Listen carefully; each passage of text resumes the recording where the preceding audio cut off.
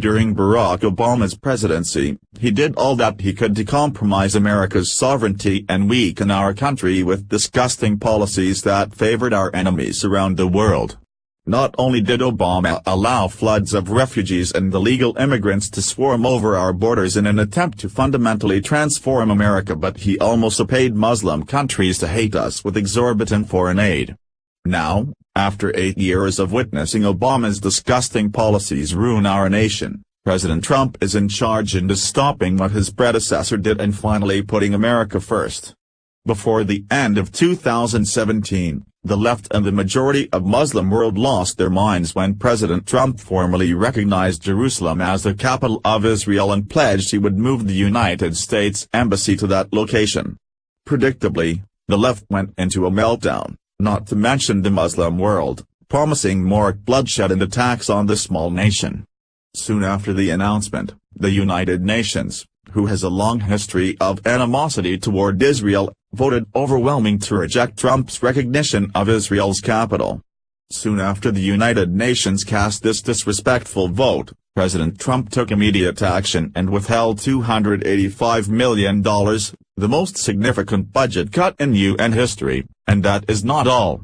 Just a few days into the new year, Trump is ensuring that those who disrespect the United States and our ally Israel, they will no longer receive a dime from us, and next on the chopping block is Palestine. For years, Palestine has been on the governmental law while they pledge to harm Americans and the Israeli people. Also, what has made it worse is that for the last 8 years, leftist propaganda has many young people sympathize with the Palestinian regime instead of realizing the harm these people have caused for decades. Finally, after years of Israel being pushed aside and treated poorly by the Obama administration, President Trump is taking a stand against Palestine in a big way. Earlier today, Trump took to Twitter and announced that he might cease all foreign aid to Palestine until they move forward with working towards peace with Israel, and you can bet that the Muslim world is not happy. Here is more from Associated Press. Trump infuriated Palestinians and Muslims across the Middle East when he announced late last year that the U.S. would consider Jerusalem the capital of Israel and move its embassy there, upending decades of U.S. policy and igniting protests. While the Palestinians haven't closed the door to a potential deal with Israel, Palestinian leader Mahmoud Abbas said the announcement had destroyed Trump's credibility as a Middle East peace broker, calling the decision a declaration of withdrawal from the role it has played in the peace process.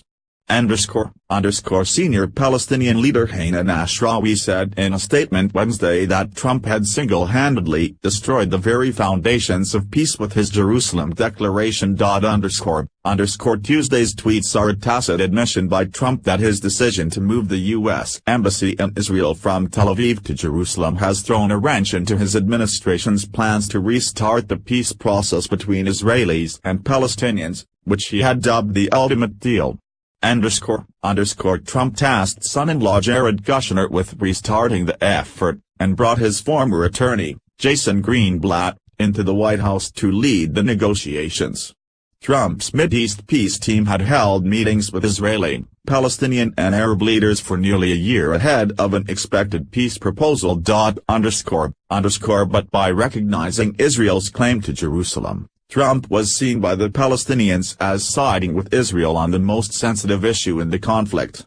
The Palestinians seek East Jerusalem, which Israel captured in 1967, for their capital. Trump said his decision merely recognized the reality that Jerusalem already serves as Israel's capital and wasn't meant to prejudge the final borders of the city. In his tweets, Trump argued his decision had taken Jerusalem, the toughest part of the negotiation, off the table, but Israel, for that, would have had to pay more.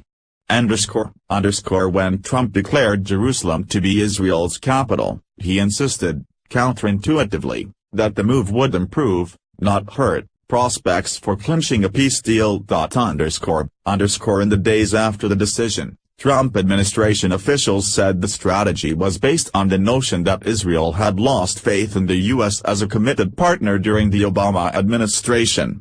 With trust in Washington restored, Benjamin Netanyahu's government would be more inclined going forward to make tough concessions that would ultimately be needed for a peace deal, the U.S. officials argued at the time, and Israeli officials quietly indicated that they could potentially do so. No one spelled out, however, what the Palestinians would receive in return. Trump on Tuesday also issued a threat to cut off foreign aid dollars to an unspecified list of countries that don't reciprocate.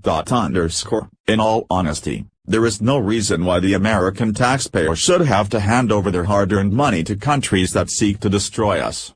There is no doubt that the vast majority of the world would love to see peace in the Middle East, but if the Palestine government is not willing to make those steps forward, then they should not receive any more aid. Our country is debt up to our eyeballs, and it is the time that we stop sending money to countries that are not willing to compromise for peace. Maybe now this will push Palestine and other Muslim nations to take us seriously and begin to move forward with peace talks with Israel. App. Follow us on Facebook at Freedom Daily.